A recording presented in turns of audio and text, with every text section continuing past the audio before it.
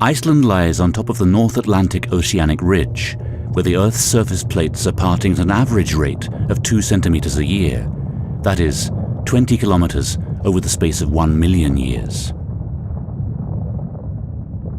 Molten rock, magma, wells up beneath the North Atlantic oceanic ridge. An additional volume rises towards a hotspot in central Iceland. This is the fiery heart of the island. Plate movement and ascending magma cause volcanic activity at the average rate of 1 eruption every 4 years. A great deal of magma solidifies within the crust.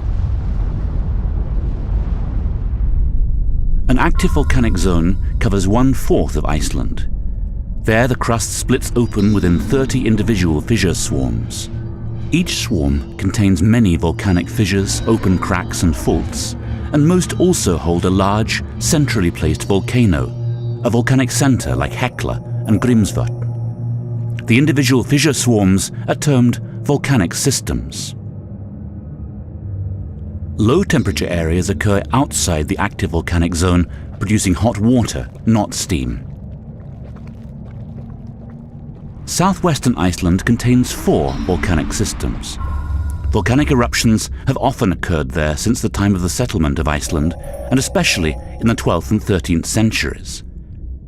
The Hengil Volcanic Center and the Thingvellir World Heritage Site are both situated within one of these systems. The last eruption within this particular system occurred 2,000 years ago. Volcanic tuff formations and young lava flow are both common within the Hengil volcanic system. Conspicuous geothermal areas with steam vents and mud pots, as well as volcanic fissures, which are 2,000 to 10,000 years old, line the system.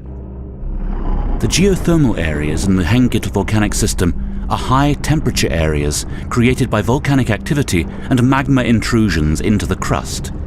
The same applies to other high-temperature areas in Iceland.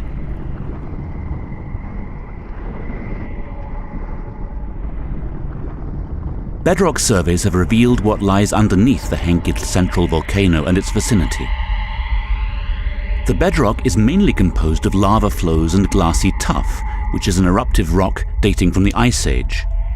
The bedrock is still very warm at a depth of a few kilometers.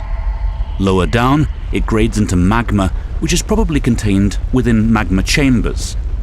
From time to time, magma may flow up into these chambers from further down below, or squeeze into the crust around them. Temperature surveys show that the bedrock temperature increases with depth. The bedrock is hottest close to or within old and recent magma intrusions into the crust. At a depth of 1 to 2 kilometers, the temperature measures 240 to 320 degrees Celsius.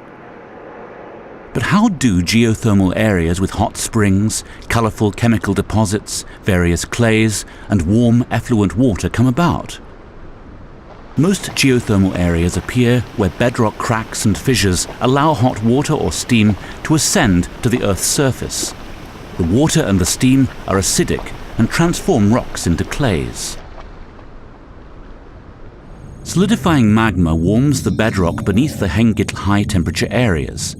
Precipitation, seeping into the bedrock, flows towards the hot rock masses either in the form of cold groundwater or as already heated water coming up from greater depths. The water rises and sinks in leaky rocks close to the heat source through the process of convection and draws heat.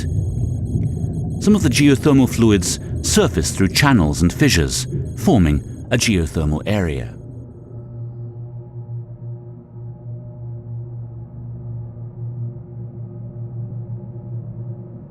Geothermal energy has to be utilized in a sustainable way.